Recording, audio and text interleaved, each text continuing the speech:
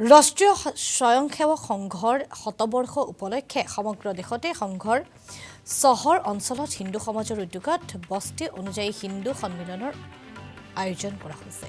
বিৰুবাৰীৰ উদয়পুৰ কালী মন্দিৰ প্ৰাংগণতো হিন্দু সন্মিলনৰ আয়োজন। কাৰ্যসূচীত বিভিন্ন ধৰ্মীয় সভাৰ লগতে নাম প্ৰসংগ আদিও অনুষ্ঠিত কৰা হ'ব বুলি আয়োজক সমিতিয়ে সংবাদমেলতে প্ৰকাশ কৰিছে। আমি সংবাদমেলৰ কিয় অংশ এই মুহূৰ্তত আগবঢ়াব বিচাৰিছোঁ, কি পৰিকল্পনা হাতত লৈছে কমিটিখনে, সকলোবোৰ সদৰি কৰিছে এই সংবাদমেলত, শুনোৱা হওক। ইয়াতে আমাৰ উদ্দেশ্য এটাই, আমাৰ কাৰণে আমাৰ দেশখন প্ৰথম, আমাৰ দেশখন, আমাৰ হিন্দুস্তানখন ফাৰ্ষ্ট।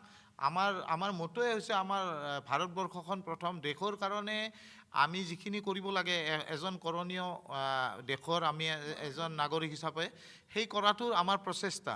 আৰু দ্বিতীয় কথা হৈছে, আমাৰ বিৰুবাৰীত হিন্দু যিখিনি মানুহ আছে, তাত বেংগলী থাকিব পাৰে, তাত অসমীয়া মানুহ আছে, তাত বিহাৰী মানুহ আছে, যিখিনি হিন্দু মানুহ, তাত আমাৰ জনজাতীয় মানুহ আছে, ৰাভা মানুহ আছে, তাৰপিছত মণিপুৰী মানুহ আছে। আমি গোটেই মানুহখিনিক একত্ৰিত কৰি আমি এখন সুন্দৰ যিখন সংস্কাৰ, তাত আমি ল'ৰা ছোৱালীবিলাকক শিকাব আমি প্ৰচেষ্টা কৰিছোঁ যে আমি ডাঙৰক কেনেকৈ সন্মান কৰিব লাগে, সৰুক কেনেকৈ মৰম কৰিব লাগে, আমি কেনেকৈ ডাঙৰৰ কথা শুনি পিনে আমাৰ জীৱনটো গঢ়িব লাগে।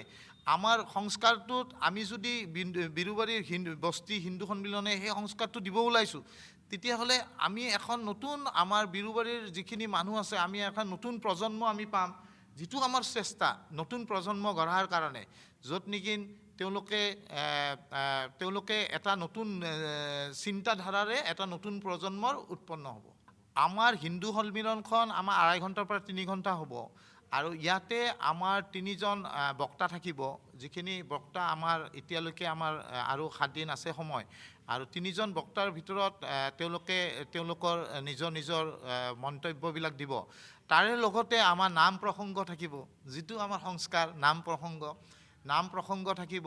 তাতে আমাৰ জাতীয় সংগীত থাকিব, আমাৰ জাতীয় সংগীত থাকিব, ৰাষ্ট্ৰীয় সংগীত থাকিব।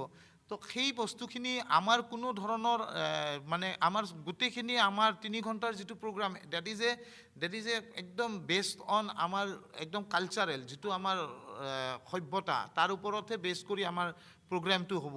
আৰু লগতে আপোনালোকক জনাব পাই আমি অতি আনন্দিত হৈছোঁ যে আমাৰ ইয়াতে 100খন ভগৱত গীতা আমি দিম, আমি বিতৰণ কৰিম, 100খন ভগৱত গীতা বিতৰণ কৰিম। এইটো আমাৰ এটা জাষ্ট ক্ষুদ্ৰ প্ৰচেষ্টা। ইয়াৰ পিছত আমি আৰু বহুতখিনি কৰিব আমাৰ ইচ্ছা, কিন্তু এতিয়া একো নকওঁ।